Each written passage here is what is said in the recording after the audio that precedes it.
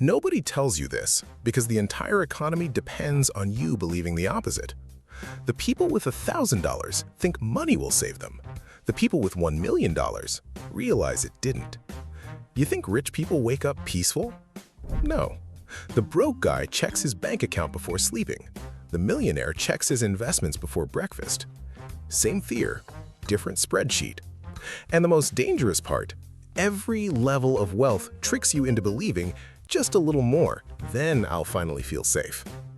You won't, because money does not remove insecurity, it upgrades it. At $500, you fear rent. At $50,000, you fear falling behind. At $5 million, you fear losing relevance. And by the time most people understand this, they've already traded 30 years of their life chasing a feeling that doesn't exist. This video is not about becoming rich. It's about what money quietly turns you into while you chase it. You're 23. Your account balance is $913. You know the number instantly because you checked it 14 minutes ago. Your fridge contains leftover noodles, expired sauce, and financial delusion. You walk through the grocery store doing calculations like you're solving a hostage negotiation. Can I afford chicken and olive oil? This is the stage where people say, money doesn't matter. Beautiful philosophy, usually said by someone whose rent is already paid. Scientists call this scarcity mindset. When money is low, your brain literally becomes worse at long-term thinking. Not because you're stupid, because survival mode hijacks intelligence. It's hard to think about investing when your checking account sounds like a countdown timer. 10K? False security. Then one day, you hit $10,000, and suddenly you feel financially powerful. For about 6 minutes, then your car makes a weird sound. But psychologically, this level changes everything, because now small emergencies stop feeling fatal. Your nervous system relaxes, and relaxed people make better long-term decisions. That's when you discover investing, index funds, compound interest, assets. You invest for the first time, the market drops 4% the next day, and immediately your brain says, "Excellent, we have been scammed." 100K? The trap of being good. Now you're stable, good salary, savings, retirement account. Society calls you successful.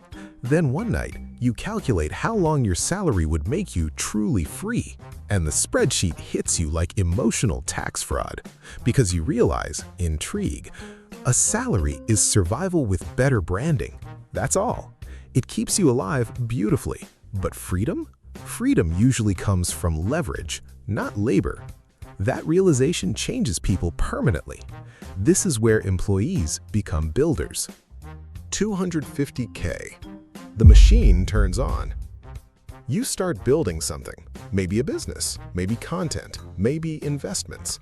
At first, it earns $300 a month, which feels insulting considering the effort. You worked 27 hours for enough money to buy sushi and regret. But then, the machine starts working without you. You wake up and money appeared while you were asleep, and suddenly, your entire understanding of reality changes. Because poor people trade time for money. Wealthy people build systems that separate the two. That's the difference. One requires your presence, the other survives your absence. $1 million, the biggest disappointment. Then finally, the magic number arrives. $1 million. The number society worships like a financial religion.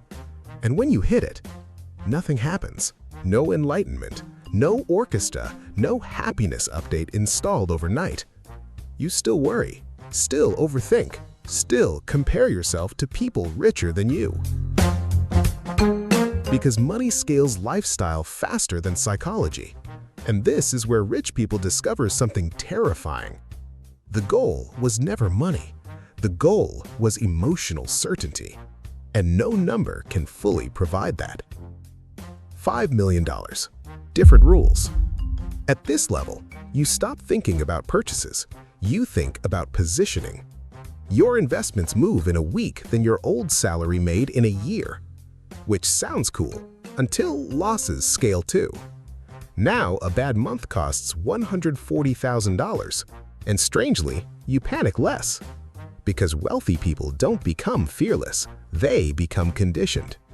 That's why the rich can take risks average people can't emotionally survive, not because they're smarter, because their nervous system adapted to larger numbers. $10 million. The distance effect.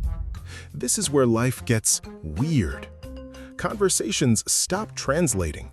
Normal people discuss rent increases, grocery prices, splitting dinner bills.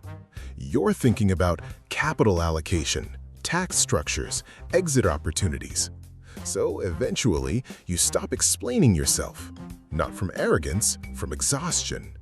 Because wealth creates distance before it creates luxury. And nobody warns you about that part. Every level of wealth feels like the answer until you arrive there. Then your brain simply creates a new problem. That's the loop. That's the trap. Because humans adapt unbelievably fast. The salary you once prayed for becomes the salary you complain about. The apartment you once dreamed about becomes too small. The $1 million you thought would change your life becomes not enough. This is why some people get rich and still feel poor. They upgraded income without upgrading identity.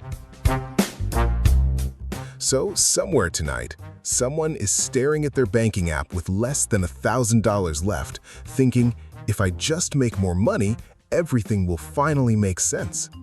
Maybe, but understand this first. Wealth is not the moment money arrives. It's the moment your behavior becomes stronger than your emotions. Because compounding doesn't only apply to money. It applies to habits, discipline, patience, and identity.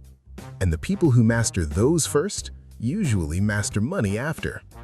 And remember, don't just work for money. Build a system where money works without you. See you in the next one.